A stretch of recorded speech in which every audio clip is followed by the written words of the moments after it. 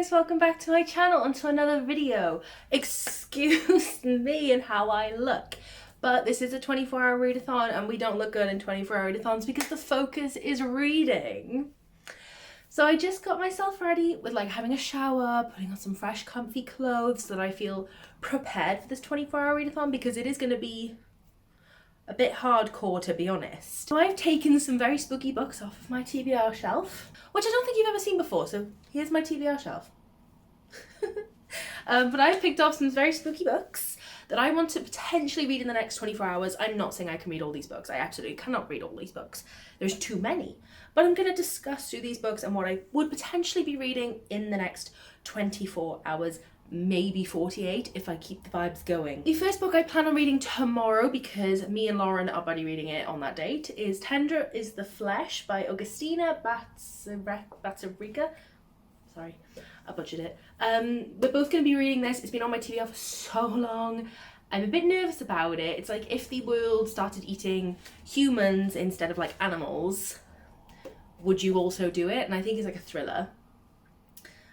I'm a vegetarian, so I find it very interesting, this concept of being like, I won't eat meat because I think it's weird, but would like people will eat meat, even though I think it's weird.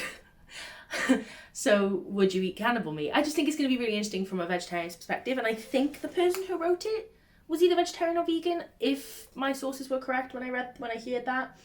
But either way, I'm just excited. I think it's going to be really interesting. I think it's going to be very disturbing and unsettling, but I'm ready for it. I'm excited. The next book that I plan on reading is a new release, and that is The Final Support Group by Grady Hendrix. I've had like mixed luck with Grady Hendrix. I've loved one of his books and I've DNF'd one of the other ones because I thought the writing style was really weird. So this will be a hit or miss as to whether I like it or not, but I'm happy to DNF if I'm not. It's fine. But yeah, I'm hoping to get through this one. It's shorter than it appears. It's 350 pages, so I think it's going to be easy to get through. I think this is going to be a really dark one to be getting into, but I'm excited about it. I think it's going to help with those spooky vibes that I am desperately searching for today. The next book is one that I have to read by the end of this month, or it is going off my TBR, and that is Mina and the Undead by McCaw. I want to read this so bad, but I have never read it. Like, I just keep putting it down every time I pick it up. I don't think I've ever made it past page 17, which is no reflection on the book because you can't even judge a book by that point. But I am really interested in this. It is based in New Orleans, which I love, following a girl who uncovers the existence of vampires, I believe. So yeah, I believe this is a YA horror / murder mystery. What was that? Oh my god, the spooky vibes at the beginning. Oh, really, what was that? My heart's pumping.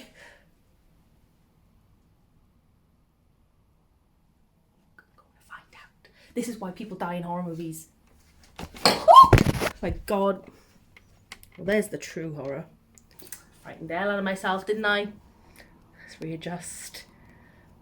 So I frightened the hell out of myself. It's okay, we're fine. Back to the book. Oh my god. So yeah, I really want to read this. This is like a must read by the end of the month, so I'm hoping to get to it in the next 24 hours so that it can be read, consumed, and done, because I'm very excited by it. It sounds so good. The next book is The Lost Apothecary by Sarah Penna. This is a super short one, so I've seen no excuse for this not to be read, but it is a new addition to my TBR, so I'm not too worried about getting it off so quickly. I've seen a lot about the book, but not seen a lot of actual thoughts, just a lot of people saying they're going to read it. So I'm like torn on how I think I'm going to feel about this book, because I actually don't know what it's about. Why do I buy books without knowing what it's about? I'm not entirely sure. All I know is that it is set in 18th century London, and that excites me heavily. So we're hopefully going to get to this super short book today, or tomorrow, or maybe the day after if this becomes a 48-hour, who knows. And the final book that I have my eyes set on, even though there are a few more, is All Our Hidden Gifts by Caroline O'Donoghue. Oh my goodness, I bought this in Waterstones when I was visiting Connor in Manchester because everybody at the time was talking about this. I have not seen a word since I bought it. Not a word. So my motivation to read it just kind of disappeared off the face of the earth.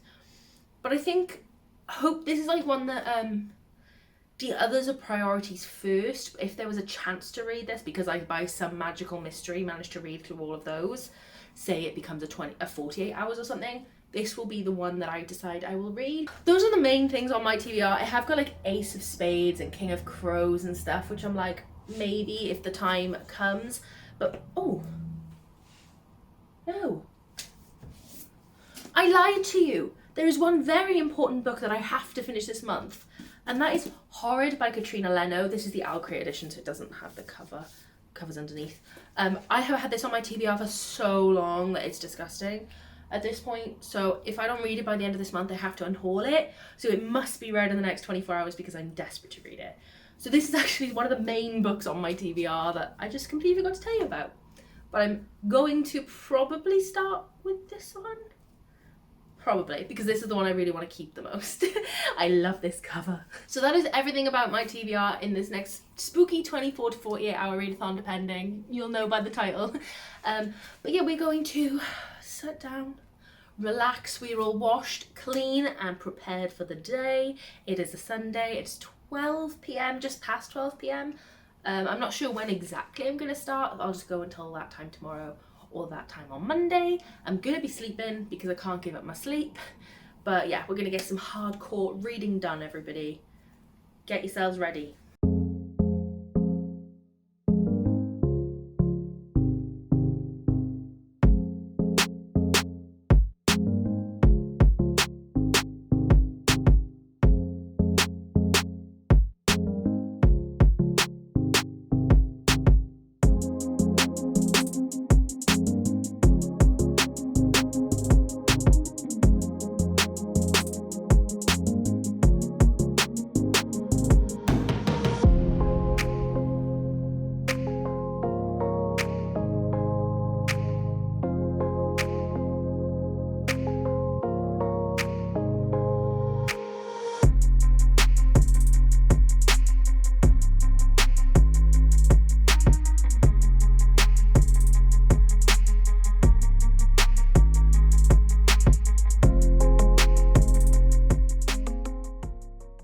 I'm literally just doing the quickest update to let you know I'm 170 pages into Horrid, so I'm over halfway.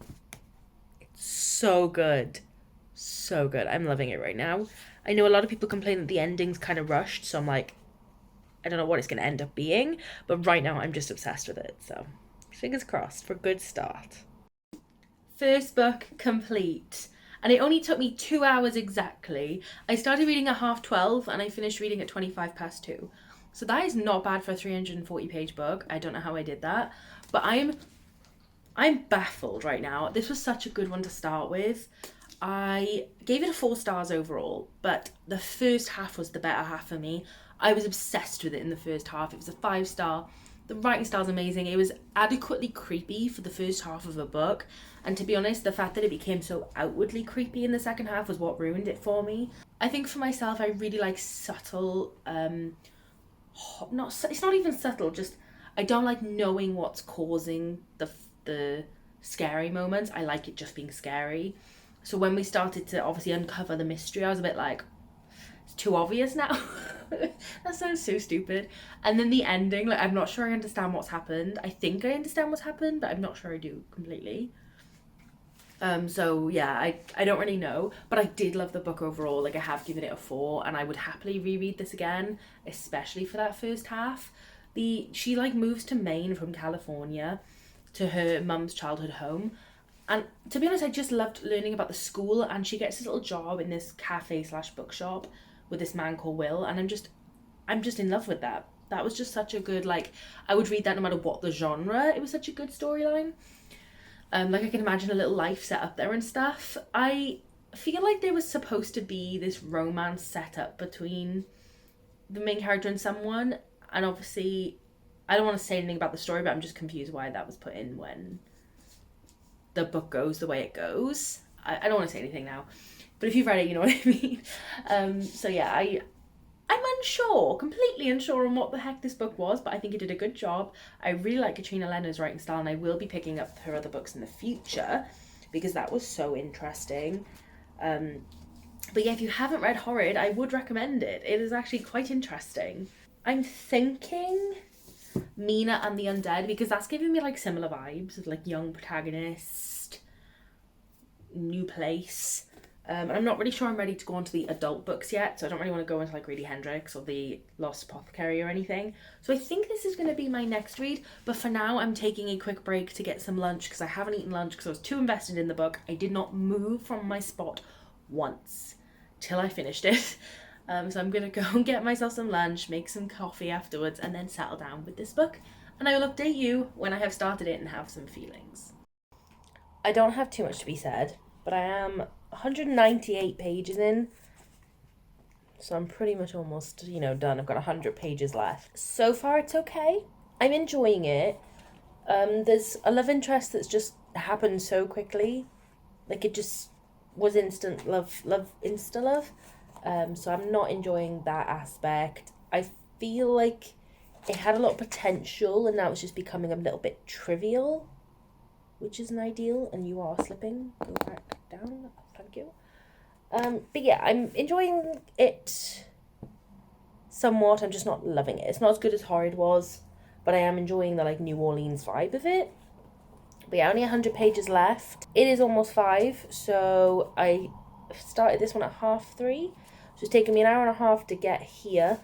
So what, like maybe another 45 minutes to get through this, hopefully. Hopefully less. We'll see. It's 100 pages, so it should take me between half an hour to 45 minutes at least, about roughly. So I'm going to finish it, and then I'll get back to you with my final thoughts, if I have any, because right now I just don't. I have a complaint with the book. I'm almost done. It's based in 1995, and yet it keeps referencing Buffy the Vampire Slayer. And I was sat here thinking, what? Buffy the Vampire Slayer did not come out until 1997. So you wouldn't have known about Buffy the Vampire Slayer in 1995, and you would not have been able to watch TV of Buffy the Vampire Slayer in your apartment with pizza because it didn't exist. It's made me madder than it should have. Okay, I finished it. And I'm torn. I think I'm going to give it like a 3 stars. I definitely enjoyed some parts of it, and other parts I just thought were a little bit trivial, and it did suffer with that like trope of, I don't want to spoil anything, but people dying, people coming back to life constantly, like not just vampires. And so I just struggled with that quite a lot. I have a lot of problems with the writing style in general. Like, just as an example, there's this character in the book called Della, and every time we see Della, the way she leaves the scene is by saying, gotta go home, you know what my dad's like. And I mean, this was said at least like 12 times in this book. So I was like, something's up with her dad. Like, he's a vampire, something like that. Like, something is up with him. No. That's just apparently the only way they could make a reason for her not to be in the scene anymore. So I'm not quite sure I like that. Like, it just kind of just took me out of the story a lot. But overall, I did enjoy it. It just, I felt could have done with a lot of improvement. But the story was okay. I think it's supposedly meant to be the start of a series because some stuff came up at the end that's like closed the book off nicely, but brought around potential for future plot lines. I won't be continuing myself. I'm glad I read it, but I'm done with that now. I don't want to do it again. So yeah, 3 stars, and I'm now going to take a big break because I just need to like stop. I've been reading now for a long time. It is 5:30, so what's that, 5 hours. I'm done. I don't want to do that anymore. So I'm going to take a little bit of a break, watch some TV, some chill, and then I'll get back to reading later.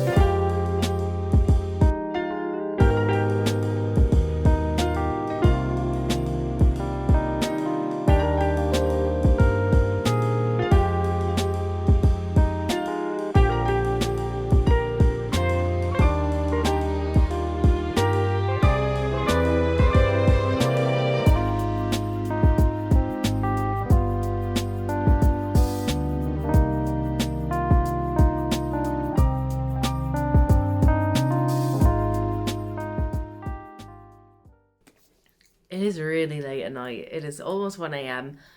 I am not feeling too good now. I'm like getting a cough and everything, which is not good timing. But I am on the Lost Apothecary, so I'm on my 3rd book and I'm almost finished. I'm listening to this on audio because when I opened it, I saw how small these words were and I just couldn't do it.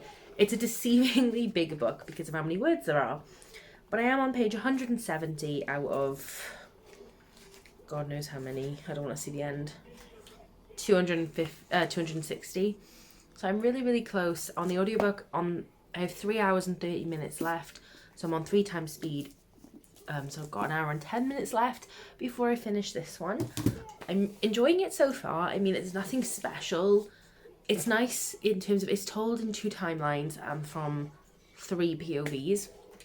So we're getting the 1800s timeline from the owner of the apothecary and then this little girl who is kind of like her, I don't know what they call them, apprentice kind of ish, not really, but she acts that way.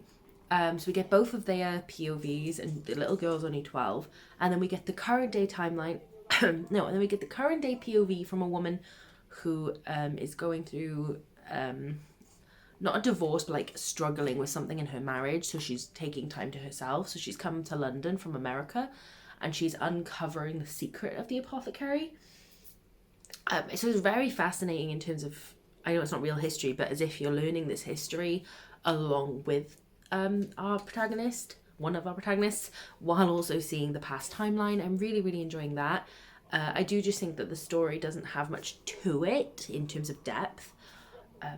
But the atmosphere is enough to interest me, especially as it's meant to be a spooky readathon, and it does feel very spooky with the hidden apothecary in a street and stuff.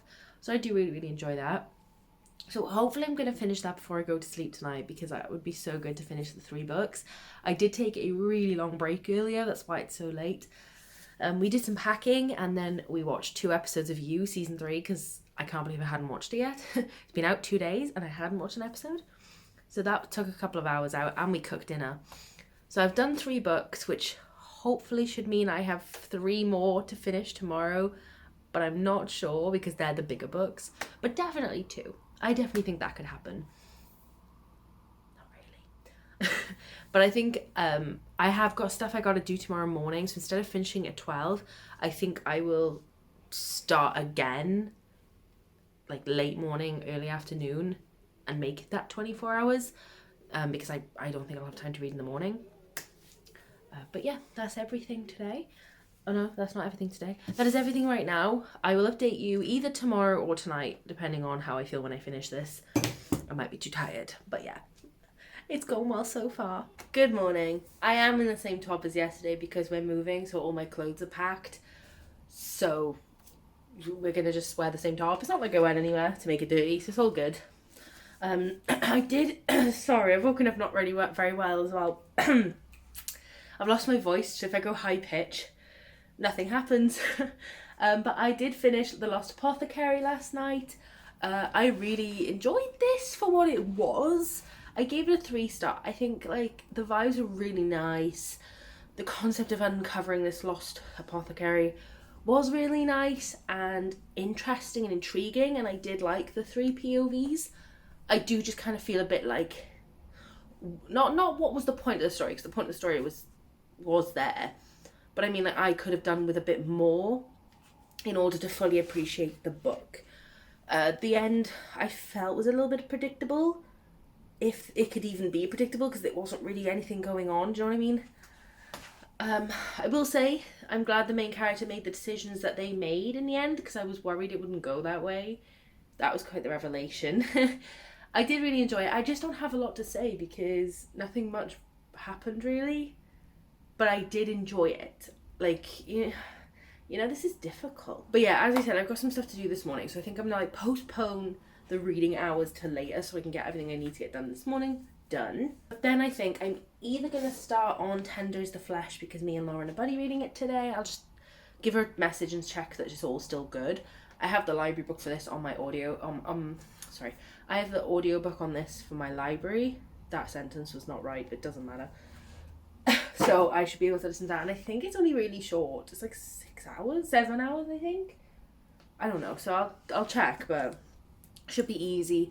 And then I'd like to make some progress on Grady Hendrix, the final girl support group today, because I would very much like this. So we basically have about 10 hours left of the readathon, because I'm postponing it, but I probably won't use all of those because, you know, seems a little unfair. But I'll just keep going later and let you know how I'm reading and how I'm doing. But yeah, good so far, to be fair. To get 3 books and I've liked them all. You know, I haven't loved them all, but I have liked them all. That's a really good success rate. So I'm pleased with how things are going. Quick update, we are back to reading, but Lauren said she'd rather read Attentions of Flash this weekend, so I'm swapping it out for Slade House, which, according to the description, I feel like gives me very much the Lost Apothecary vibes, but don't like magic. Or maybe has magic, I don't know. But I'm really, really excited to read this anyway, so this will be super exciting. But I think I'm going to start with the Final Girl support group, and I'm going to listen to the audiobook on Scribd, so that I can keep getting some stuff done while I listen. But then I can sit down and read this one because it's super short, like 200 and something pages. So this one should be read in less than 2 hours. Whereas this Final Girl support group is going to take me about 5, I reckon, because I'm on audio and that slows me down quite a lot. Because Scribd only goes up to 3.5. Which, even though I hate Audible because of Amazon, at least they go up to 3.5. Like, it just helps. Scribd, can you please go a bit faster? Thank you. But yeah, so I'm going to chuck my headphones in and listen to a bit of that. I don't know if I'll finish it before I move on to Slade House, or what, if I'll jump between the two. But for now, we're going to start reading. It is like 1:30, I think, so we got time. I've barely listened to a thing, to be honest, but I've decided I don't like it. The writing style is just not for me. It's boring. The main characters annoy me. The narrators annoy me. I really just think I'm done with this book. I know I didn't give it much of a chance, but I also just don't care. So I'm gonna let it go. So that's a DNF. Our first DNF for the 24 hours. But it's fine. There wasn't anything bad because nothing happened yet. I just realised that writing style was not for me and I just didn't want to continue. And I'm not pressuring myself, so I'm just gonna let it go. So instead I'm gonna sit down now and read Slade House by David Mitchell. Super short, so I'm hoping to read it pretty quickly. I'm gonna have to take a break for lunch soon, so maybe like 3 hours with lunch break and stuff, and like coffee breaks and all that. So yeah, I'll get on with this and let you know when I when I have some thoughts. I literally can't believe I'm about to say this, but I'm also DNFing the Slade House. I'm just not understanding it. I'm not getting creepiness from it, which is what I wanted. I don't even know how to describe it. I just don't like it at all. So I'm going to be DNFing that as well. And because I still have... and because I still have some stuff to do, I can't be reading physically right now, so I downloaded that on Audible. So I was just having a look at what I could pick up on audio, and there isn't anything left, really, to listen on audio. So I'm going to carry on listening to A Court of Silver Flames, which isn't spooky, but I'm just going to do it because I need an audiobook, and then I'll update you if I either read anything else, or I'll just update you on all the stuff we did read. Very upset with 2 DNFs today.